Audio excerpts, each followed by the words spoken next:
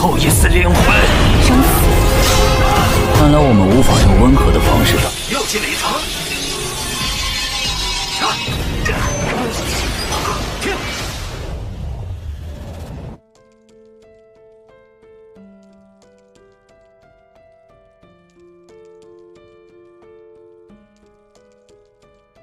Halo gengs, balik lagi dengan Bang Panjul si pendongeng handal, dan dimanapun kalian berada, Bang Panjul akan selalu mendoakan, agar kita semua dalam keadaan sehat, dan dicukupkan rezeki serta kuota internetnya.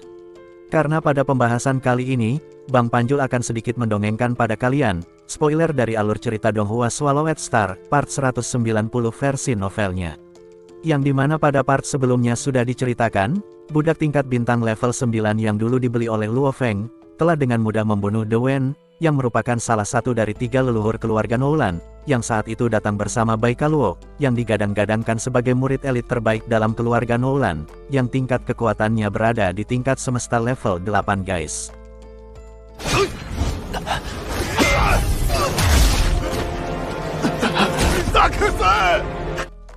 Melihat salah satu leluhur yang mati di depan matanya, sontak Bai Kaluo pun terbelalak kaget, dengan ekspresi terlihat cemas. Di sisi lain, tampak sebuah senjata roh yang melesat ke arahnya dengan kecepatan yang menakutkan. Menyadari akan serangan itu, Bai Kaluo pun segera merilis armor pertempurannya yang berwarna hitam kehijauan, dengan lapisan sisik yang berlapis-lapis, serta di dahinya muncul sebuah lengkungan yang aneh dan tajam, menyerupai sebilah pedang.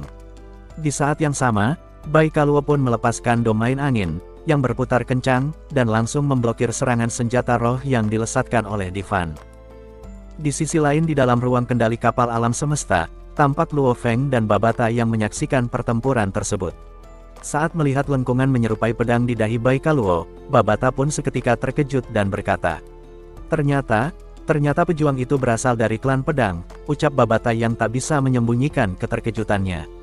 Mendengar ucapan itu, Luo Feng lantas berkata, Apa? Klan pedang? Tanya Luo Feng.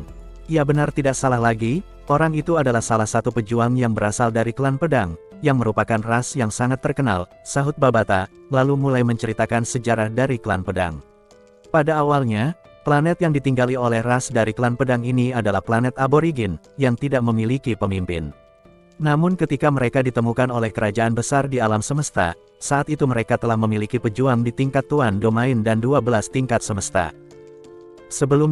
Sebelum planet yang mereka tempati ditemukan oleh kekaisaran, orang-orang di klan ini hanya tinggal di planet mereka, dan tidak pernah melakukan perjalanan mengarungi alam semesta. Hal ini dikarenakan, orang-orang di klan ini dulunya memiliki kehidupan yang primitif, dan tidak bisa mengembangkan teknologi untuk membangun pesawat alam semesta.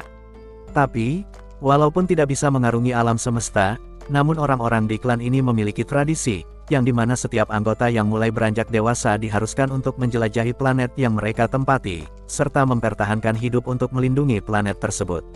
Sedangkan untuk evolusi kekuatan, saat akan mencapai kedewasaan, tingkat kekuatan anak-anak muda di klan tersebut, sudah pasti berada di tingkat penjelajah bintang. Dan tepat saat planet yang mereka tempati telah ditemukan oleh kerajaan kuat di alam semesta dan telah memiliki kapal untuk menjelajah, orang-orang di klan tersebut pun mulai melakukan penjelajahan di alam semesta dan menjalani misi hidup dan mati. Bahkan, beberapa dari mereka telah menjadi murid dari para pejuang kuat, ataupun pergi ke sebuah organisasi yang memiliki kekuatan dan otoritas tinggi, untuk mempelajari teknik-teknik dari organisasi agar bisa menjadi pejuang absolut.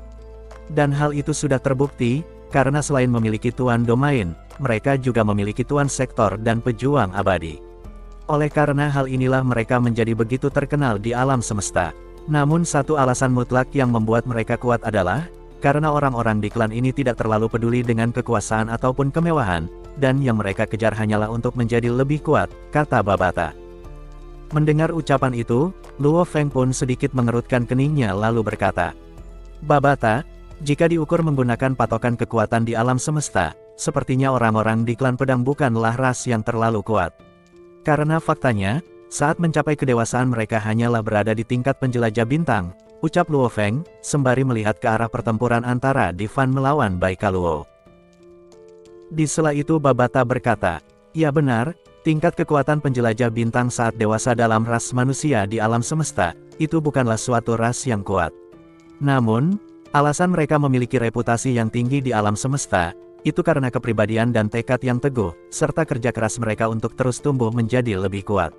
Yang dimana kepribadian dan sifat ini, memang sudah tertanam dalam darah, daging dan tulang, yang membuat mereka mampu menghasilkan banyak pejuang absolut, ucap Babata. Di sisi lain, tampak Baikaluo dan Divan yang sama-sama merupakan pejuang pembaca roh tingkat semesta, yang masih terlibat dalam pertempuran sengit, dan saling bertukar serangan dari senjata roh mereka. Untuk saat itu Divan yang berdiri di luar angkasa, terus mengendalikan senjata rohnya yang melesat ke arah Baikaluo, yang saat itu berada di tengah pusaran angin kencang yang merupakan domain miliknya, yang membentuk badai pedang, yang dengan ganas melesat ke arah senjata yang dilepaskan oleh Baikaluo, hingga menimbulkan gemuruh akibat kedua serangan yang berbenturan. Tampak saat itu, semua serangan senjata roh yang dilepaskan oleh Divan, dapat sepenuhnya diblokir oleh Baikaluo menggunakan dua pedang miliknya, membuat Divan terbelalak kaget. Karena bagaimana mungkin, seorang pembaca roh tingkat semesta level 8 dapat memblokir serangan dari Divan, yang merupakan seorang pembaca roh di tingkat semesta level 9, yang berada satu level lebih tinggi dari Baikaluo, dengan hanya mengandalkan kedua pedang miliknya. Meskipun berada di bawah tekanan serangan, Divan masih bisa terus melancarkan serangan, yang membuat Baikaluo pun mulai sedikit tertekan. Hingga suatu ketika, tiba-tiba domain yang dilepaskan oleh Baikaluo, mulai berputar dengan ekstrim, diikuti munculnya sejumlah besar bilah yang berputar dan saling tumpang tindih, hingga membentuk badai pedang yang sangat ekstrim, yang dalam sekejap mata melesat dan menghantam tubuh Divan. Di sisi lain di dalam badai pedang tersebut, tampak Divan yang tak bisa menyembunyikan keterkejutannya dan terus mencoba untuk memblokir setiap bilah yang melesat ke arahnya.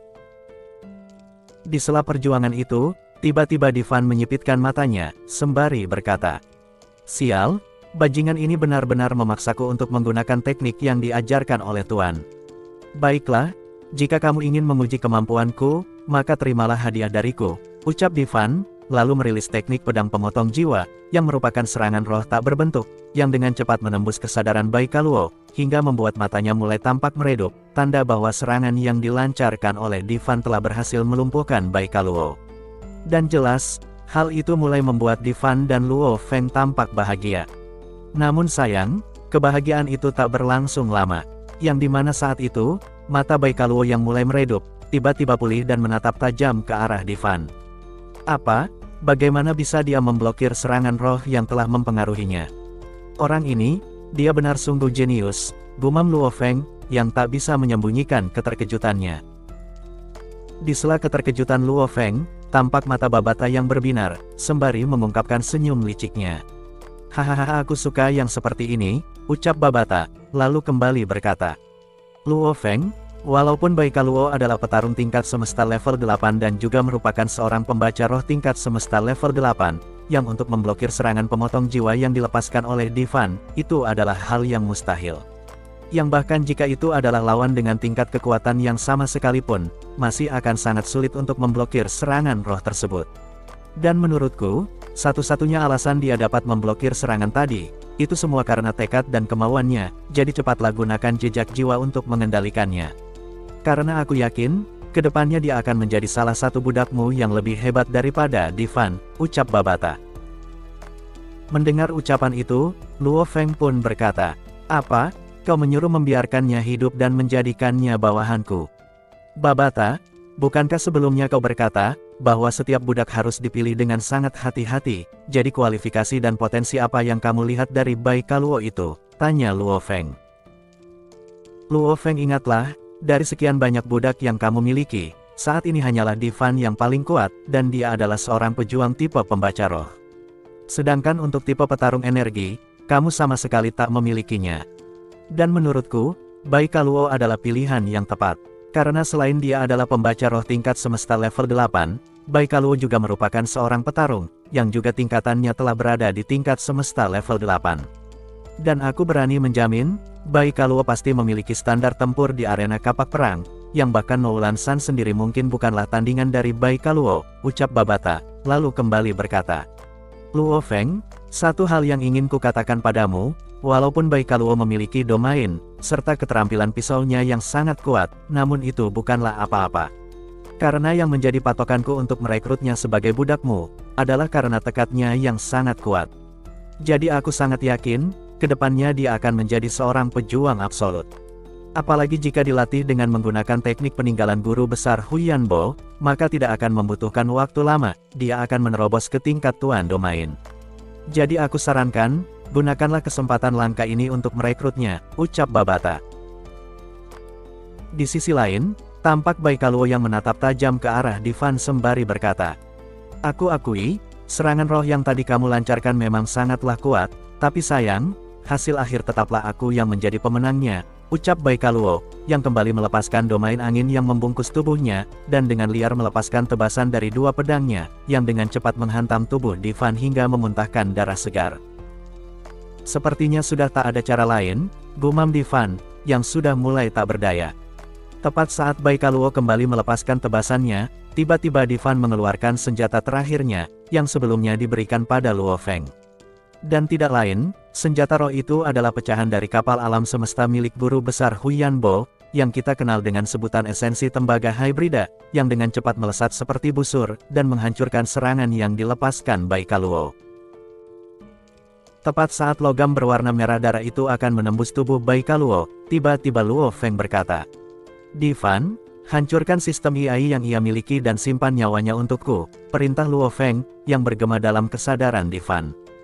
Mendengar perintah itu, Divan pun segera membelokkan arah serangan, yang dalam sekejap mata, pecahan berwarna merah darah itu langsung memotong kedua lengan Baikaluo, hingga membuat pejuang elit dari keluarga Noulan itu menjadi tak berdaya.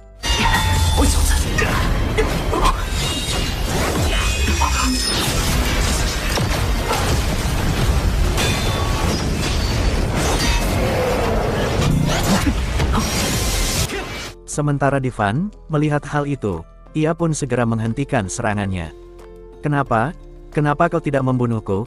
tanya Baikaluo, yang menatap dengan tatapan pasrah. "Ini adalah perintah dari tuanku," sahut Divan, membuat Baikaluo mengerutkan alisnya. "Tuan? Siapa tuanmu?" tanya Baikaluo, yang belum menyadari orang yang ada di belakang Divan. Di sela itu, tampak pintu kabin pesawat alam semesta berbentuk cakram yang berhenti di kejauhan mulai terbuka, diikuti muncul siluet manusia, yang perlahan-lahan dibalut oleh sulur-sulur kontak awan, hingga menciptakan sirah tempur berwarna merah darah, yang dengan cepat telah membungkus siluet tersebut. "Luo Feng, kau," ucap Baikaluo, sembari menyipitkan matanya. Di sisi lain, tampak kedua lengan Baikaluo yang telah terpotong, perlahan-lahan mulai beregenerasi. "Baikaluo, kamu telah kalah," ucap Luo Feng, yang memandang Baikaluo. Mendengar ucapan itu, Baikaluo pun berkata, "Aku tidak menyangka kamu memiliki budak di tingkat semesta level 9, serta satu senjata roh peringkat surgawi, yang bahkan guruku sendiri tak mengetahuinya," ucap Baikaluo, lalu mulai tertawa dengan lantang. "Hahaha, Luo Feng, bunuhlah aku tak pernah berpikir, hari ini aku benar-benar dikalahkan, hahaha," ucap Baikaluo. Mendengar ucapan itu, Luo Feng pun berkata, "Sebelum aku membunuhmu aku akan memberikanmu pilihan, yaitu melayaniku. Jika kau menolaknya maka kamu akan mati," ucap Luo Feng. "Apa?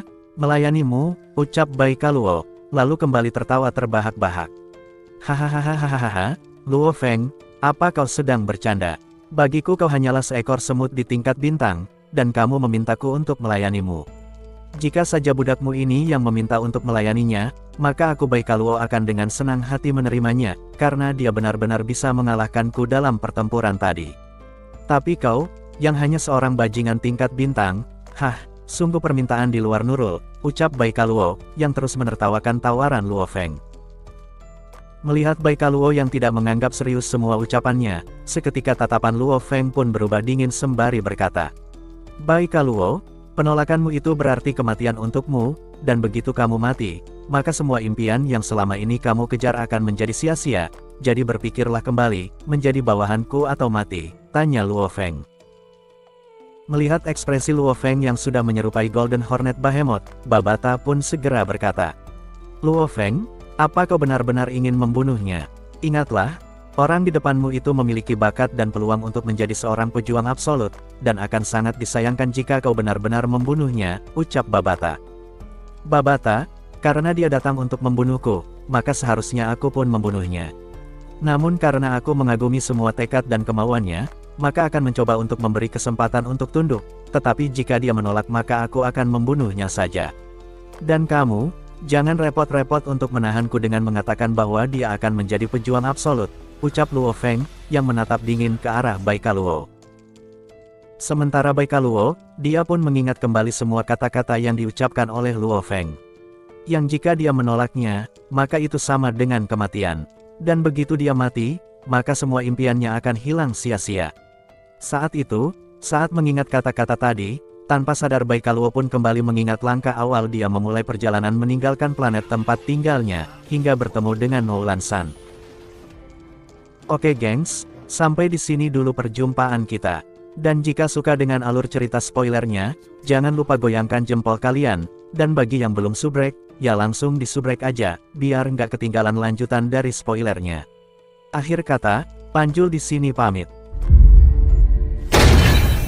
我诺兰社的奴隶！反地球者，